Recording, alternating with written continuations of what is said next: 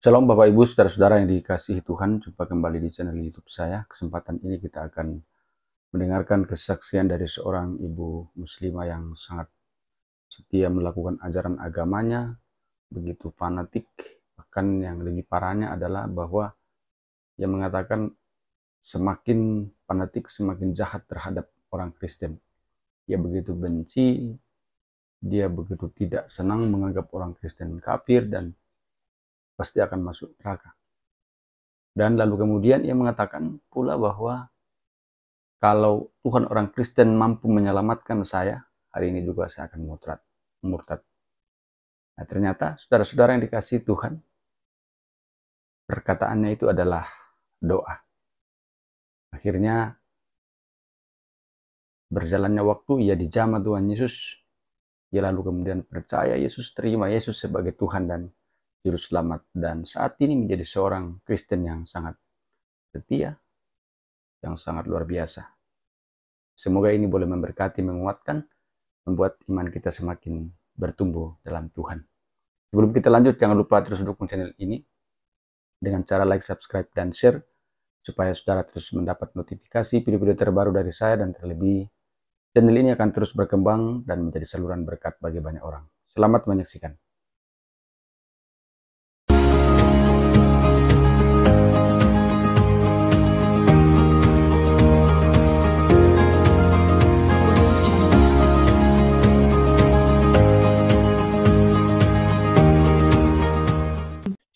Saya adalah Ati Susilowati, ya. Saya lahir di Wonogiri dari desa. Saya orang desa. Saya memiliki orang tua, papa saya adalah guru dan ibu saya pedagang di pasar.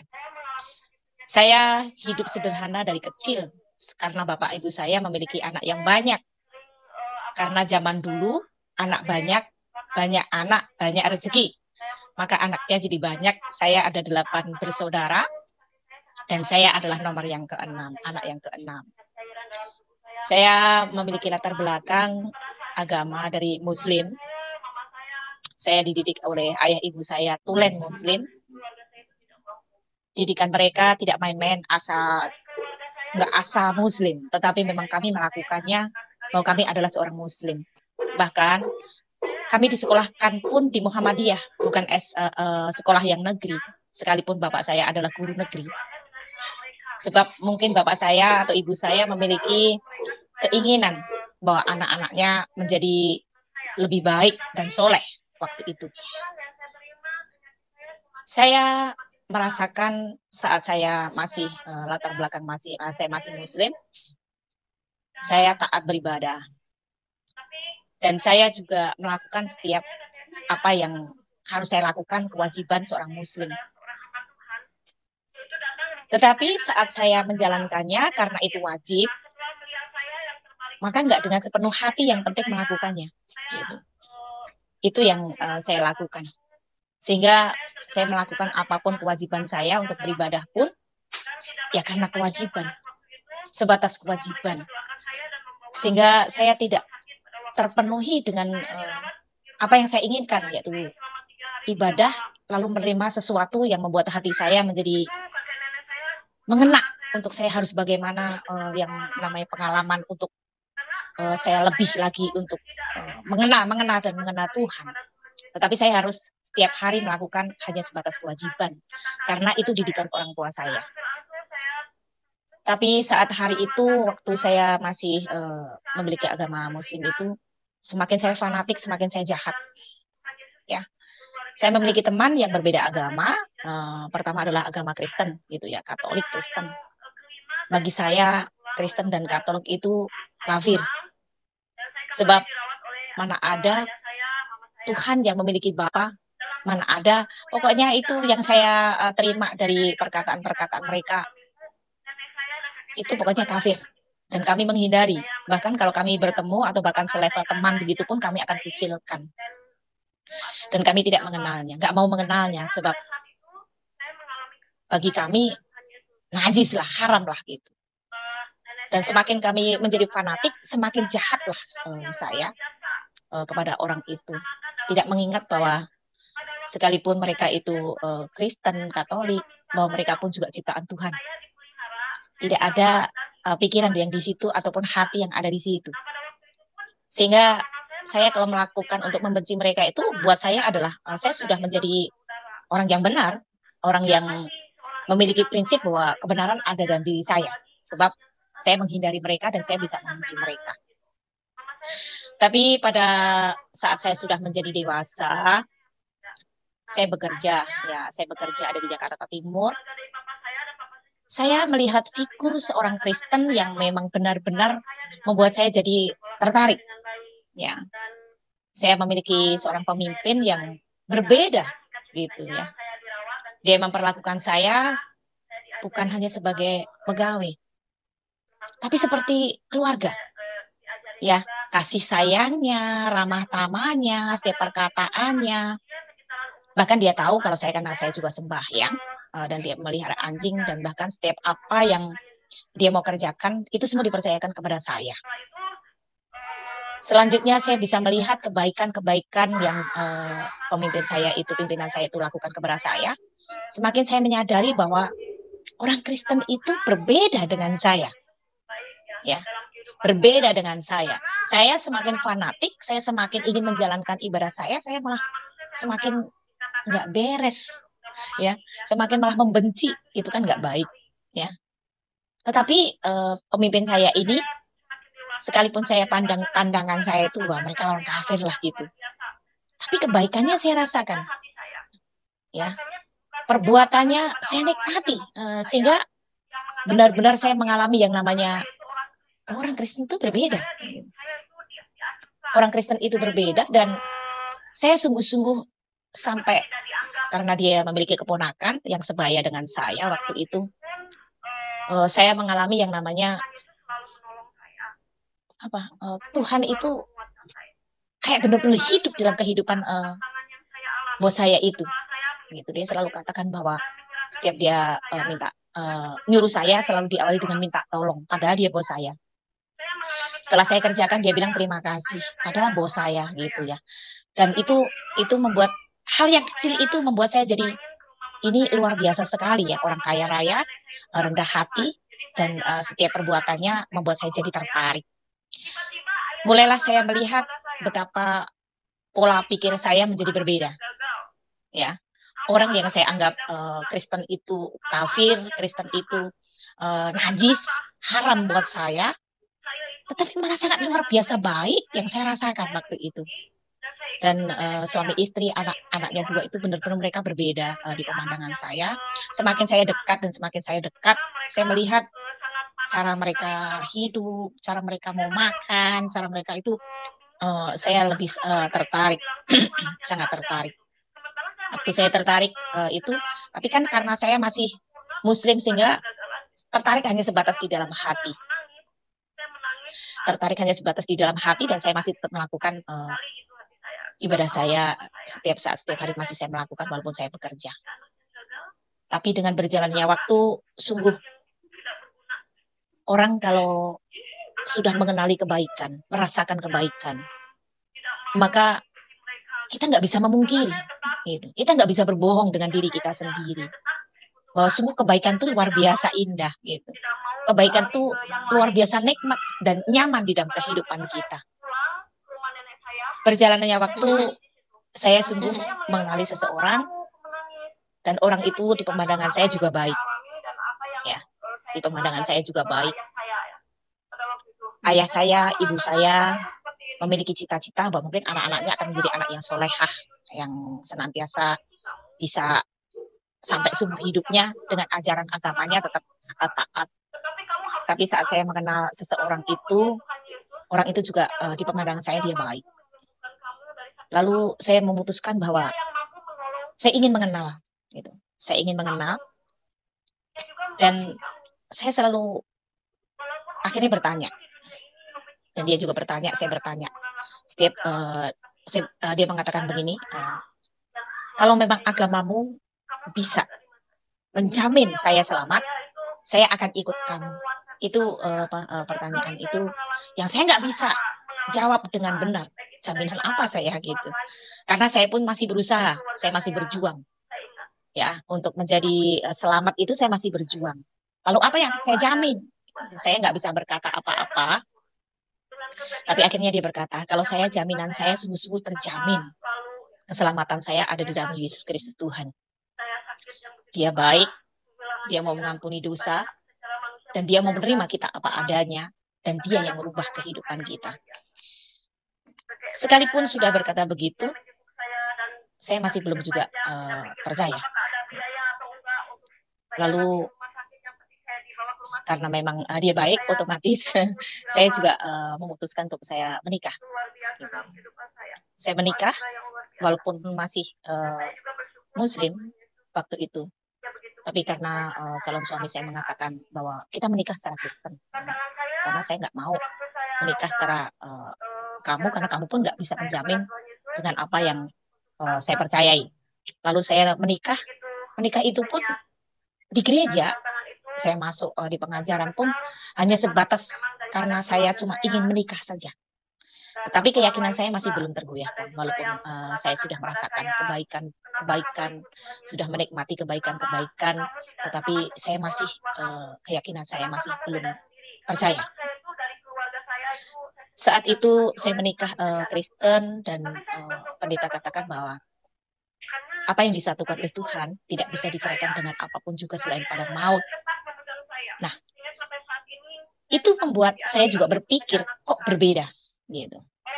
Karena kalau di agama saya mau punya istri berapa juga boleh, yang penting katanya adil gitu. Cerai pun boleh kalau memang nggak sepaham. Tapi karena pendeta itu mengatakan bahwa tidak boleh diceraikan selain maut, maka perbedaan itu yang pertama yang saya rasakan dan yang saya dengar. Gitu. Setelah berjalannya waktu, saya ke gereja, ya, karena suami saya taat beragama. Setiap minggu ke gereja, saya datang ke gereja, tetapi saya nggak menemukan apa-apa, karena saya nggak percaya, gitu, masih nggak percaya. Berjalannya waktu sampai akhirnya saya mengalami yang namanya penderitaan penyakit. Orang kalau sudah bergaul dengan maut, biasanya larinya ke Tuhan, dan itu adalah saya. Saya saat hamil dan saya lemah jantung, saya sering pingsan, dan dokter spesialis kandungan mengatakan bahwa harus disesar. Dan waktu itu sesar itu masih menjadi momok buat saya. Ya, saya menikah tahun 88. Tapi saya walaupun ke gereja sampai 88 itu, 89 baru saya benar-benar mengenal Tuhan. Itu pun disertai dengan penderitaan. Ya. Saya sakit jantung dan saya masih takut mati, gitu. Saya takut mati, dan kalau dioperasi bayangan saya nanti saya nggak terselamatkan dan anak saya juga tidak terselamatkan. Suatu hari ada seorang hamba Tuhan datang tengok kami, lalu dia berkata begini, jangan takut, percaya dengan Tuhan Yesus. Setiap kutuk bersalin, setiap rantai dosa, setiap pelanggaran, semua sudah dihapuskan dan diampuni. Perkataan itu karena saya memang takut. Ya, saya takut karena saya sakit, dalam keadaan sakit.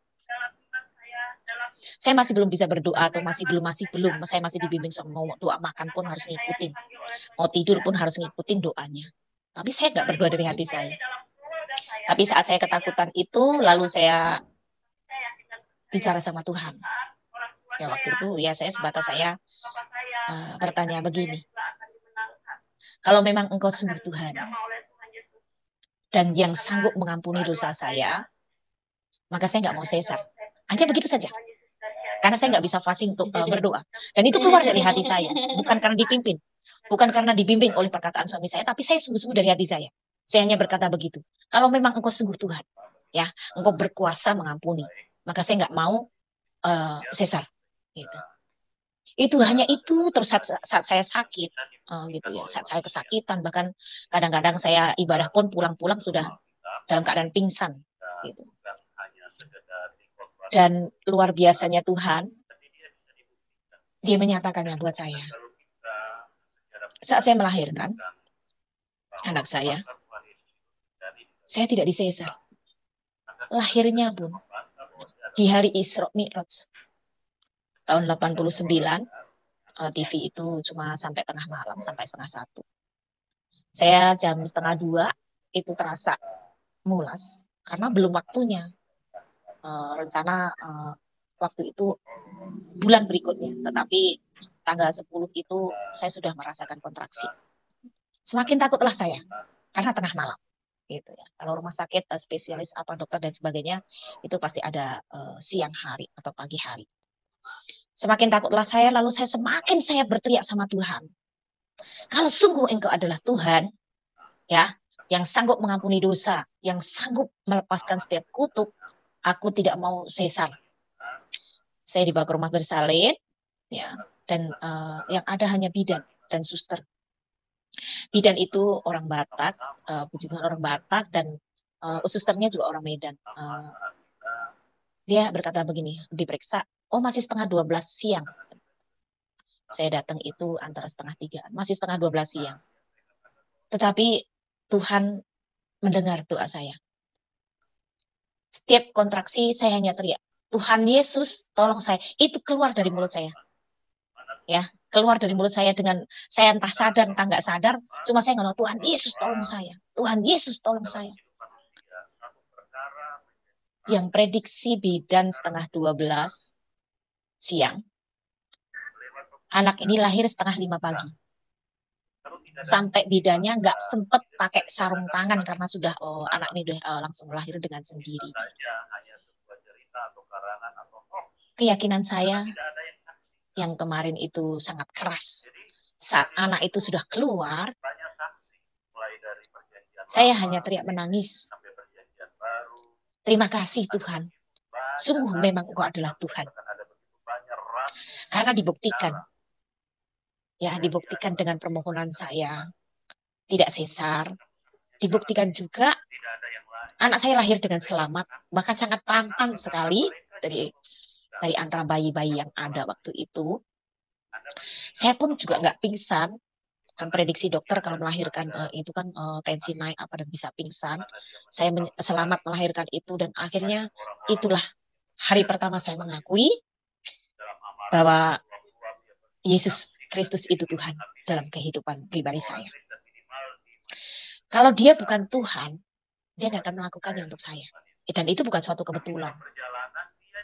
Karena saya merasakannya. Ada saatnya saya kontraksi sakit.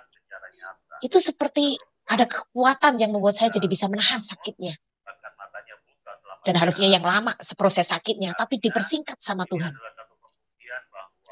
Itu membuktikan bahwa kutuk diangkat oleh Tuhan. Saya tidak lama menderita sakit bersalin. Dan saat hari itu, sukacita saya sangat luar biasa sekali. Saya hanya, perkataan saya kepada Tuhan hanya satu. Terima kasih Tuhan, terima kasih Tuhan. Engkau sungguh adalah Tuhan. Engkau sungguh adalah Tuhan. Engkau sungguh adalah Tuhan.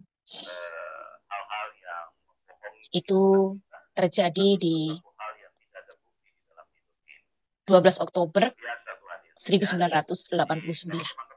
Ya. Saya meninggalkan keyakinan saya dan saya menuju kepada keselamatan di dalam Yesus Kristus Tuhan.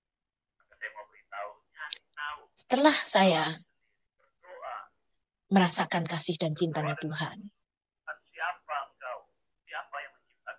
saya benar-benar merasakan bahwa itulah surga. Ya.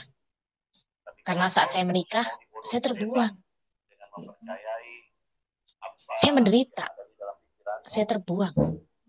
Saya tidak mengenal, pokoknya di keluarga saya dikucilkan, saya dibuang. Jadi saya benar-benar hidup kayak sebatang kara. Saat Lebaran atau Isra Mi'raj, pokoknya segala macam hari besar Muslim itu membuat saya menderita karena waktu itu saya keyakinan saya masih yang lama. Dan saya kadang-kadang sampai kok begitu. Tapi itu semua hilang seketika saat saya mengakui bahwa sungguh Engkau adalah Tuhan. Sungguh Engkau adalah juru selamat saya dan Engkau sangat baik dalam kehidupan saya. Itu hilang sama sekali hilang. Nggak tahu kenapa itu terjadi dalam kehidupan saya. Semakin saya rasakan kebaikan Tuhan, maka semakin saya mempelajari kebenarannya. Saya dibimbing dari beberapa pendeta, ya, yang menyatakan dan mengajar kepada saya bahwa Yesus itu sungguh Tuhan.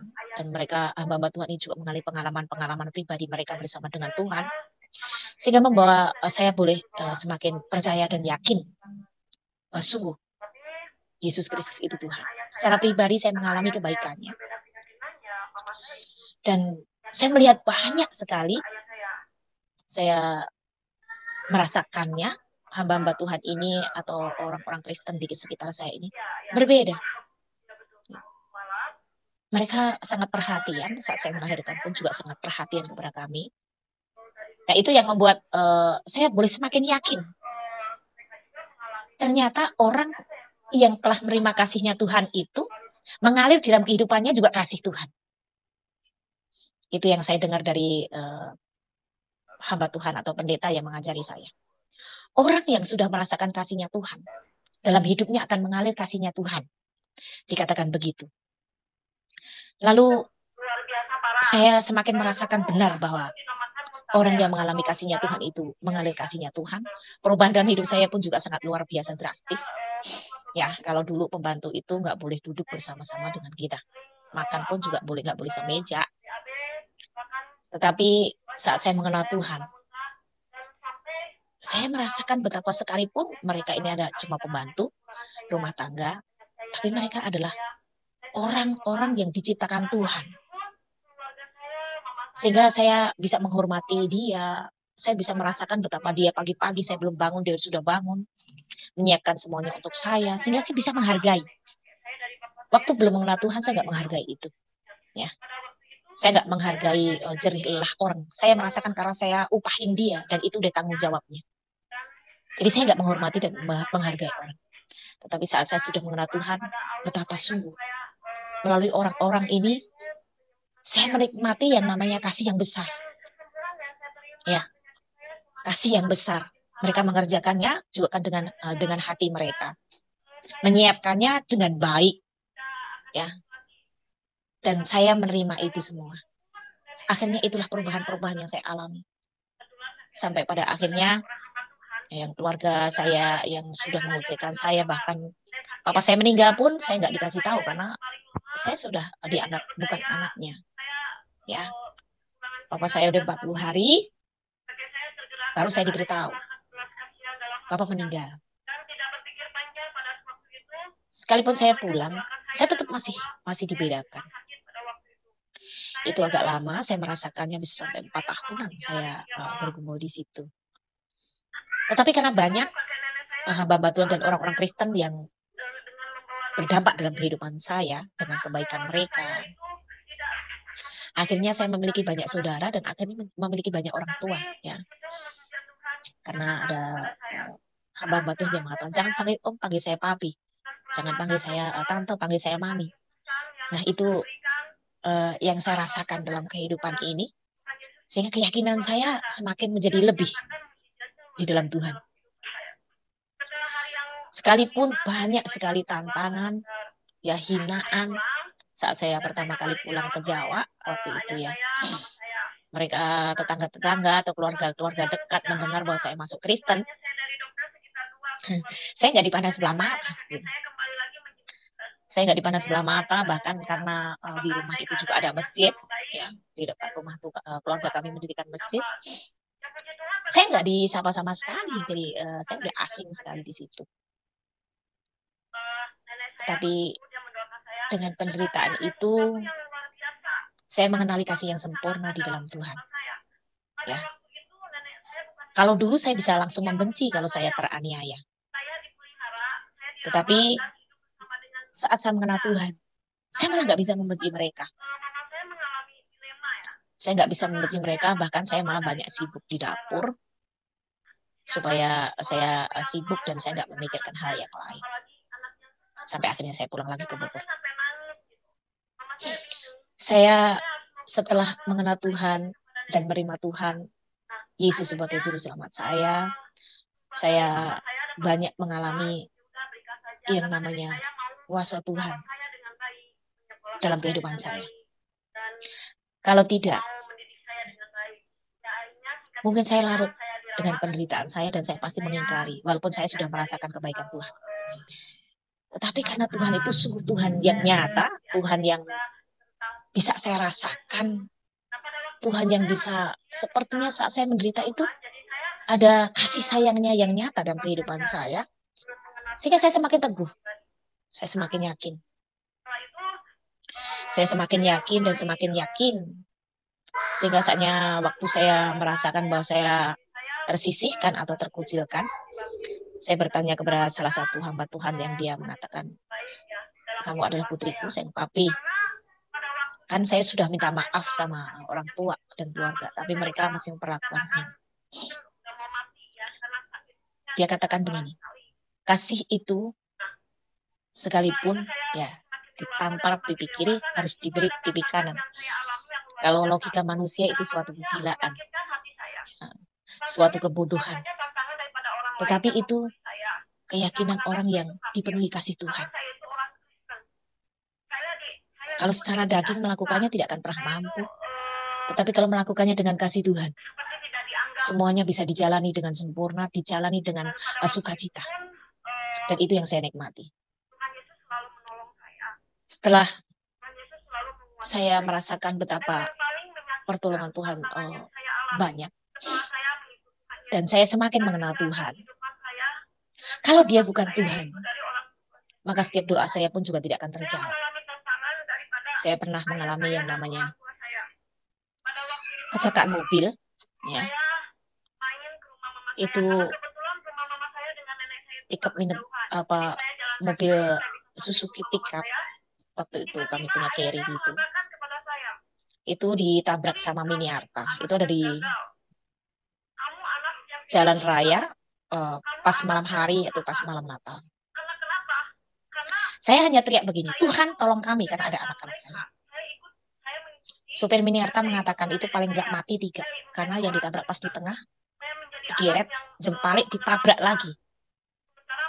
Dan mobil itu ringsek. Anak saya sudah melahirkan anak yang kedua. Itu baru berumur 7 bulan. Jika memang benar Yesus bukan Tuhan, saat saya teriak, Tuhan Yesus tolong kami, maka nggak akan terjadi yang namanya keselamatan. Karena seisi mobil itu tidak ada satupun yang patah tangan atau terluka. Ya. Saya cuma terluka, ini masih ada bekasnya, bekas jem. Karena saya paling bawah dan akhirnya saya kena aspal melindungi kepala anak saya. Karena saya langsung dihimpit dengan driver.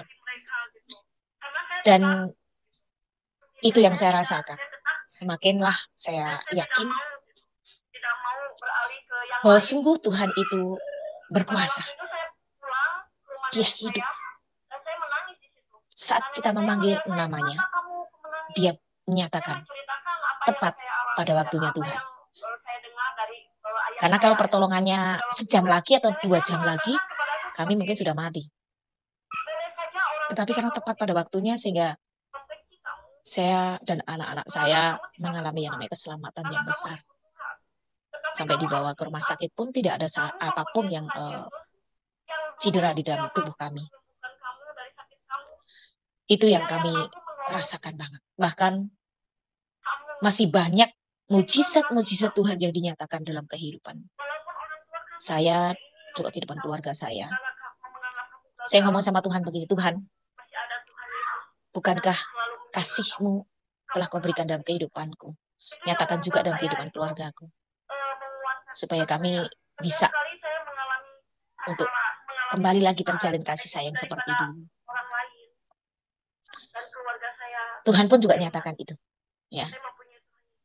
Keluarga saya mau tengok saya, dan itu udah ada kemurahan. Cuma ditengok aja itu udah kemurahan buat saya, karena saya sudah merasakan dikucilkan dan kembali kami merasakan kasih sayang keluarga.